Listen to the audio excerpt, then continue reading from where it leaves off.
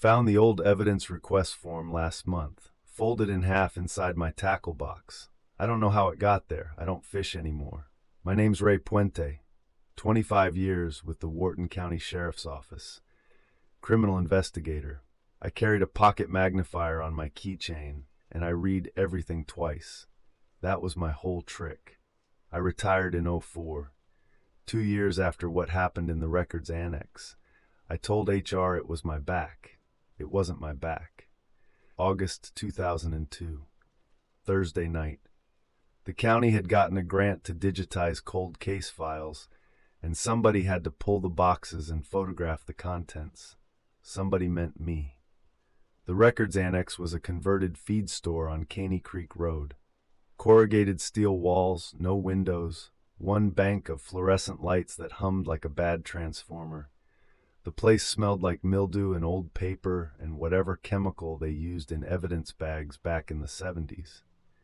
They'd bolted metal shelving to the floor, 8 rows, floor to ceiling, bankers' boxes packed so tight you had to yank them sideways to get one out. The concrete floor had a drain in the center. That drain always had water in it. Always. Even in July when the creek was low and the ground was cracked. I never liked that drain. No AC. 2 box fans pushing hot air from one end to the other. Gulf Coast humidity in August. You could feel the file folders going soft under your fingers.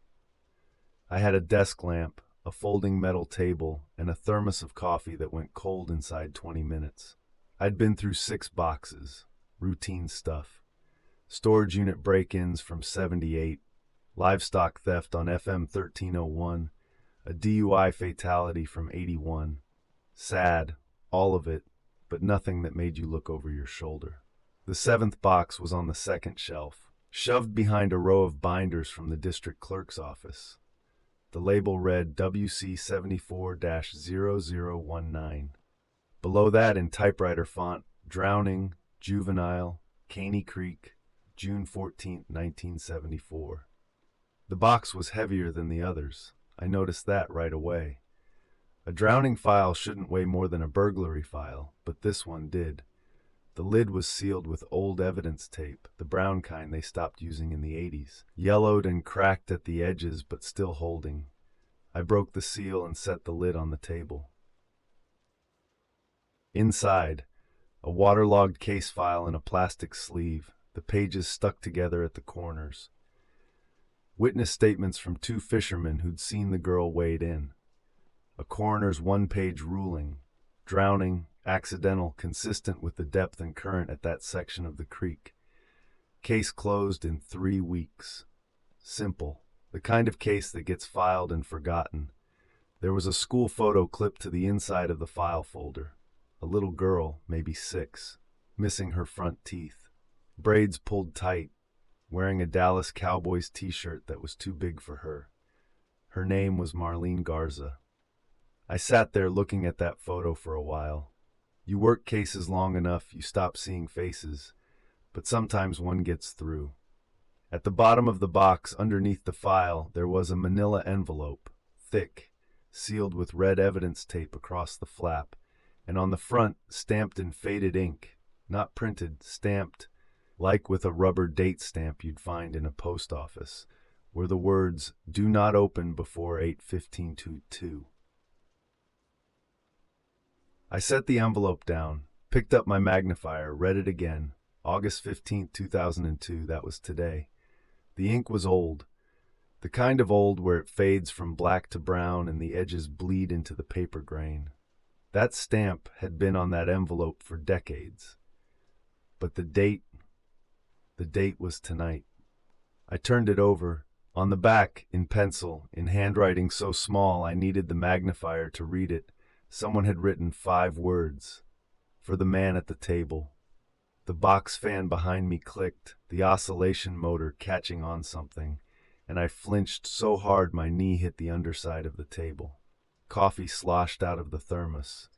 I wiped it off the envelope with my sleeve and just sat there, listening to the fluorescents hum, listening to the cicadas outside screaming like they were being paid by the hour.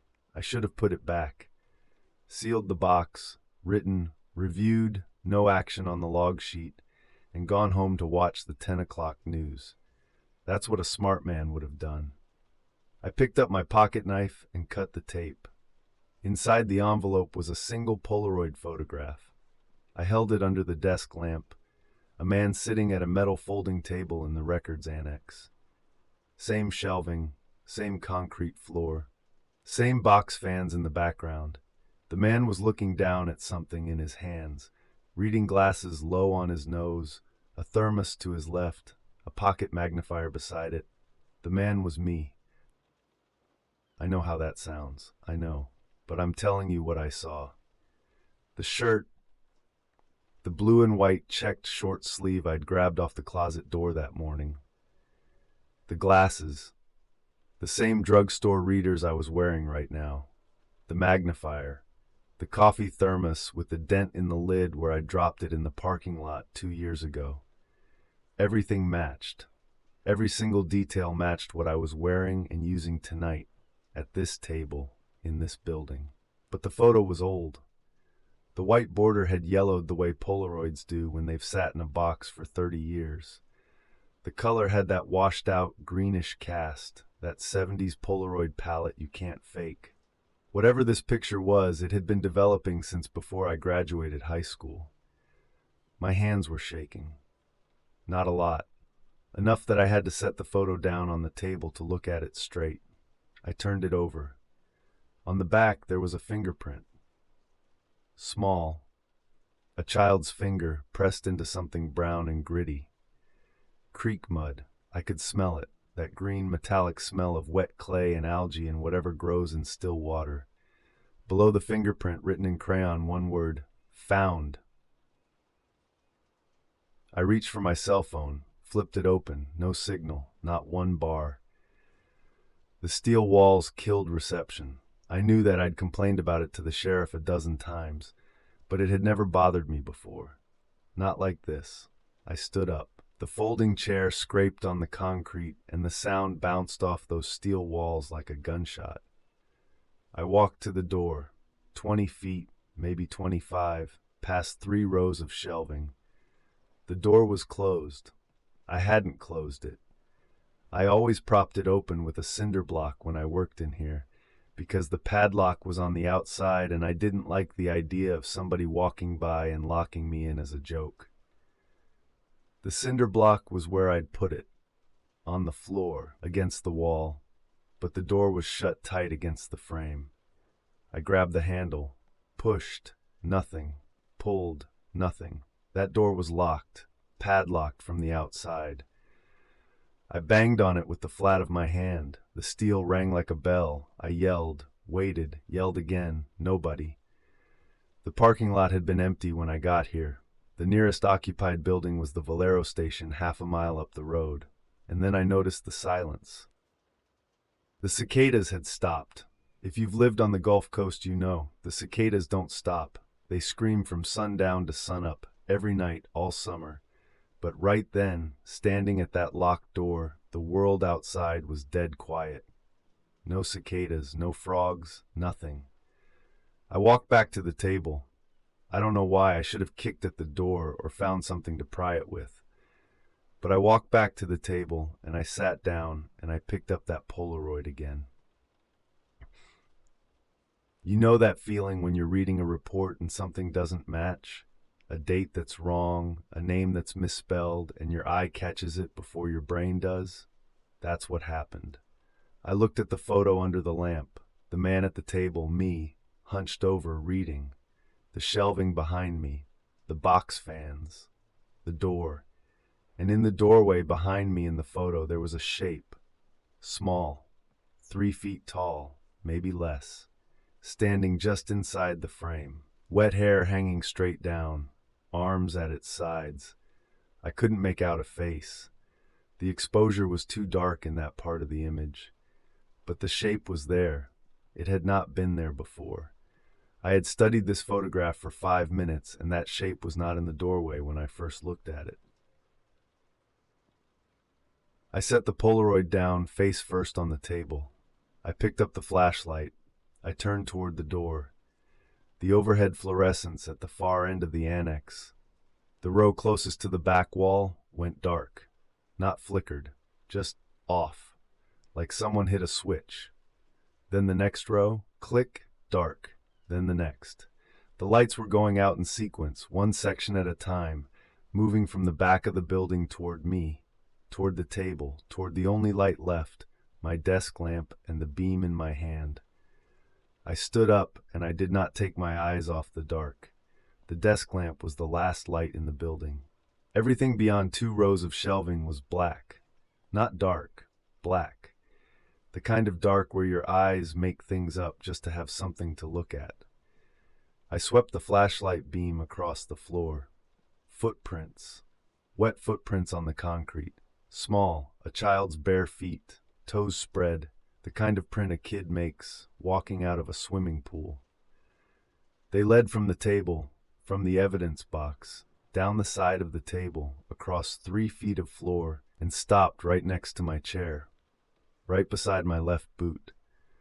I'd been sitting there for 20 minutes and I hadn't seen them, hadn't heard them. The water in them was still pooling, fresh. I backed away from the table. The flashlight beam jumped. My hands were shaking from the inside, muscles firing faster than I could control. The floor drain gurgled. I pointed the light at it. Water was coming up through the grate, a slow seep darkening the concrete around the drain. Creek water, algae and silt and something sweet underneath, like flowers left in a vase too long. I swung the beam down the nearest aisle. The boxes had shifted, labels I couldn't read, case numbers in a format the county never used. On the nearest shelf at eye level, one box was open. The label on the front was typed on an index card. Puente, Ray D. 08/15/2002. My name. Tonight's date. I didn't want to look inside. Every part of my training, every instinct from 25 years of walking into rooms I didn't want to walk into, told me to leave that box alone. But my hands were already reaching for it. Inside, my wallet. Brown leather, worn smooth, the one I'd had since '96. My truck keys, my reading glasses. But these were damaged, water warped. The wallet was swollen and cracked, like it had sat at the bottom of a creek for years. The keys were green with corrosion, algae in the glass's hinges, and another Polaroid. This one showed the annex from outside, daytime, the steel building, the gravel lot. But weeds were growing through the gravel, paint peeling, rust streaks. The building looked abandoned. A decade, maybe more. I dropped the photo. The desk lamp flickered, once, twice, and died. Total dark. My flashlight beam was the only light left in the world. I pressed my back against the shelving and swept the beam in a wide arc, end to end, floor to ceiling. At the far end of the center aisle, maybe 40 feet away, the beam caught something. A shape, 3 feet tall, standing in water that wasn't there 5 minutes ago. The water was maybe 2 inches deep, spreading slowly across the concrete from the drain. The shape didn't move. Arms at its sides, head tilted slightly, the way a child tilts their head when they're looking at something they don't understand. Wet hair hanging straight down past the shoulders. I couldn't see a face. The beam was strong enough at that distance to show the outline, but not the details. Just the shape of a small body standing in black water in a dark building at midnight, looking at me. I didn't move. I don't know how long. Could have been 10 seconds, could have been 5 minutes. The water was touching my boots now. I could feel it seeping through the leather at the soles. I don't remember getting out. That's the truth, and I'm not proud of it. The sheriff found me at 6 in the morning, sitting in my truck in the parking lot.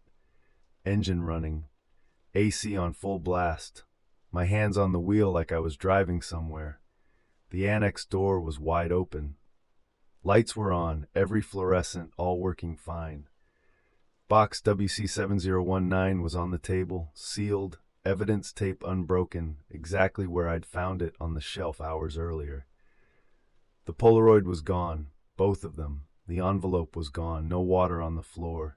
Drain was dry, but my left boot was wet, soaked through to the sock, and the inside of my truck smelled like creek water for 3 weeks. My wife sprayed half a can of Febreze in there every morning. Didn't help. I put in my retirement papers the next Monday, told everybody it was my back. I drove past the annex last Sunday. They tore it down in 2019. The lot's just gravel and weeds now. I slowed down at the spot where the door used to be. My truck smelled like creek water for about 30 seconds. Then it stopped. My daughter asked me last Christmas why I don't fish anymore. I told her the fish don't bite in Wharton County. That's